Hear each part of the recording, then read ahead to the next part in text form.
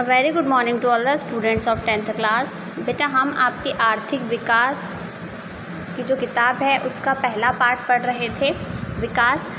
आज से हम उसके आगे से स्टार्ट करते हैं। केरल में शिशु मृत्यु दर कम है क्योंकि वहाँ स्वास्थ्य और शिक्षा की मौलिक सुविधाएं पर्याप्त मात्रा में उपलब्ध हैं। इसी प्रकार कुछ राज्यों में सार्वजनिक वितरण प्रणाली ठीक प्रकार कार्य करती है। ऐसे राज्यों में लोगों के स्वास्थ्य और पोषण स्तर निश्चित रूप से बेहतर होने की संभावना है। अब जो केरल है वहाँ पे जो चाइल्ड डेथ रेट है वो कैसा है, कम है। क्यों? क्योंकि वहाँ पे जो हेल्थ और एजुकेशन दोनों की फैसिलिटीज़ बहुत अच्छी हैं बाकी दो स्टेट के कंपैरिजन में, क्योंकि वहाँ पे सार्वजनिक तौर पे जो चीज़ें वितरण की जाती हैं, ठीक है। बहुत सारे ऐसे राज्य जहाँ पे चीज़ों को बांटा जाता है, डिस्ट्रीब्यूट किया जाता है। तो जब वो ठीक तरीके से काम करेंगे तो ऑब्वियस सी बात है कि सभी के पास वो सारी सुविधाएं पहुँचेगी, तो वहाँ पे जो रिज़ल्ट मिलना है ऑब्वियस सी बात है कि वो कैसे होंगे, अच्छे ही होंगे। तो वहाँ पे हेल्थ और एजुकेशन, न्यूट्रिशन पर्याप्त मात्रा में हर एक को मिलने की पूरी संभावना रहती है।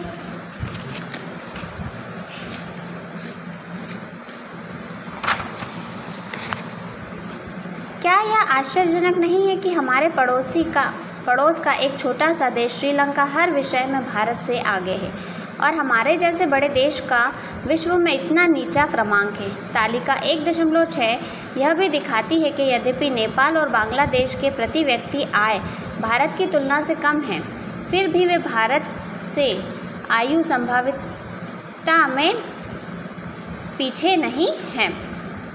अभी तो वाकई में विचार करने वाली बात है कि जो छोटे देश हैं और हमारे बहुत पास हैं वो हमसे ज़्यादा आगे हैं, और वर्ल्ड में जो हमारा देश है, हमारी कंट्री है, उसका जो रैंकिंग है वो नीचे आती है। HDI के परिकलन के लिए बहुत से सुधारों का सुझाव दिया गया है। मानव विकास रिपोर्ट में बहुत से नए घटक जोड़े गए हैं, लेकिन मानव के विकास से पहले यह बात स्पष्ट कर दी गई है कि विकास में महत्वपूर्ण है एक देश में नागरिकों के साथ क्या हो रहा है, लोगों का स्वास्थ्य, उनका कल्याण सबसे अधिक ज़रूरी है। क्या आप सोचते हैं कि मानव विकास को मापने के कुछ और पहलुओं पर विचार किया जाना चाहिए? अब जैसे कि यहाँ पे दो चीज़ें के ऊपर क्लासिफाई किया गया था, ठीक है। एक क्या थी, एजुकेशन थी, और दूसरा हेल्थ। तो अगर हम रिपोर्ट के अनुसार देखें तो कहीं ना कहीं बहुत सारी नई चीज़ें उसमें ऐड करनी चाहिए, जिसकी वजह से डेवलपमेंट को ठीक तरीके से समझा जा सके, और डेवलपमेंट के लिए और क्या क्या रिक्वायरमेंट है हमें उस पर भी विचार करना चाहिए। विकास की धारणीयता। हम विकास को जिस तरह भी परिभाषित करें, अभी के लिए मान लें कि एक विशेष देश काफ़ी विकसित है, हम निश्चित रूप से यह चाहेंगे कि विकास का यह स्तर और ऊंचा हो या कम से कम भावी पीढ़ी के लिए वह स्तर बना रहे। यह स्पष्ट रूप से वांछनीय है, लेकिन 20वीं सदी के उत्तरार्ध के बहुत से वैज्ञानिक यह चेतावनी देते आ रहे हैं कि विकास का वर्तमान प्रकार और स्तर धारणीय नहीं है।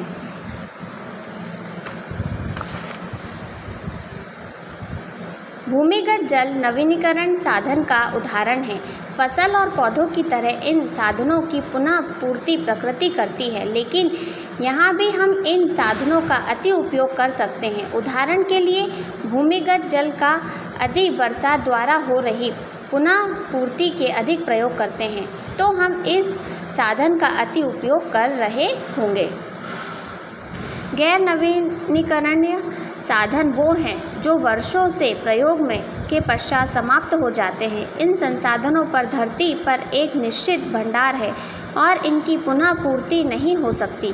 कभी कभी हमें ऐसे नए साधन मिल जाते हैं जिनके बारे में हमने पहले कोई जानकारी नहीं थी। नए स्रोत भंडार में वृद्धि करते हैं, लेकिन समय के साथ वह समाप्त हो जाएंगे।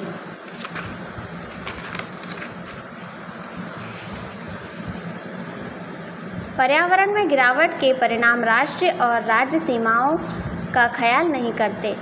यह एक क्षेत्र या देशगत विषय नहीं रह गया। हम सब का भविष्य परस्पर जुड़ा हुआ है। विकास की धारणीयता तुलनात्मकता स्तर पर ज्ञान का नया क्षेत्र है, जिसमें वैज्ञानिक, अर्थशास्त्री, दार्शनिक और अन्य सामाजिक वैज्ञानिक मिलजुल कर काम कर रहे हैं। विकास या प्रगति का प्रश्न हमेशा चलने वाला प्रश्न है।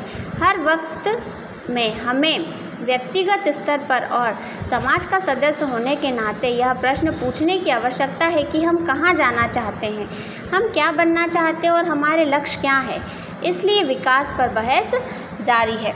अब सबके लिए डेवलपमेंट की जो डेफिनेशन है वो अलग अलग है। अगर हम अभी इस चीज़ को छोड़ भी देते हैं कि एग्जैक्ट डेफिनेशन क्या है, तो भी कहीं ना कहीं हमें ये मानना पड़ेगा कि जो ऑलरेडी डेवलप्ड हैं उनके जैसे बनने की कम से कम हमें बहुत ज़्यादा कोशिश करने की ज़रूरत है, ताकि हमारी कंट्री भी क्या हो सके, डेवलप कंट्री हो सके। अब दो तरीके के रिसोर्स होते हैं, ये तो आप सभी जानते हो, आपने पहले भी पढ़ रखा है, रिन्यूएबल और नॉन रिन्यूएबल।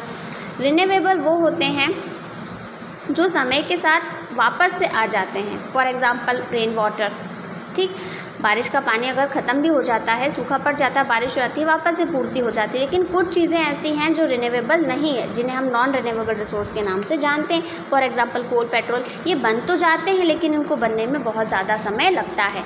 अगर हम इनका हद से ज़्यादा यूज़ करेंगे तो ये बिल्कुल ख़त्म हो जाएंगे और फिर इन्हें बनने में बहुत ज़्यादा समय लगेगा, जो कि हमारी आने वाली पीढ़ियों के लिए बिल्कुल भी अच्छा नहीं है।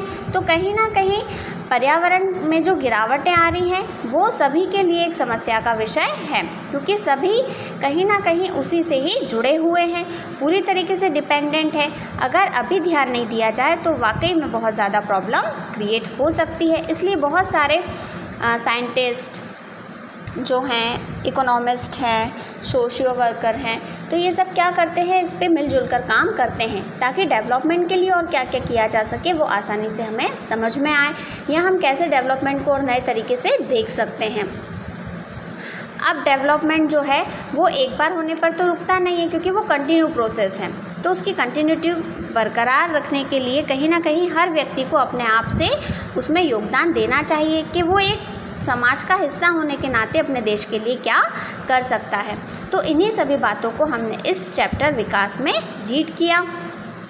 इसके जो क्वेश्चन आंसर्स हैं और एक्सरसाइज है, तो चूज़ द करेक्ट टाइप जो है वो आप खुद से करके मुझे सेंड करेंगे। क्वेश्चन आंसर्स की फ़ोटो मैं आपको भेजूंगी।